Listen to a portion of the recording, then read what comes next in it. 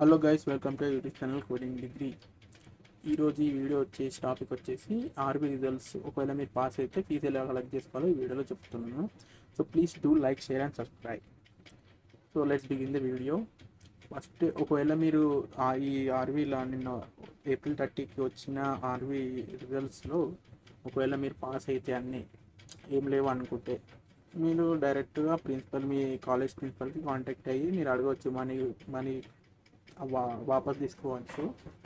So అది అడగండి. ఒకవేళ మీరు పాస్ అయి ఉంటే అడగండి, ఎందుకంటే పైసలు వేస్ట్ చేసుకోకండి. వాళ్ళు ఇచ్చేస్తారు ప్రిన్సిపల్ సార్ని అడిగితే.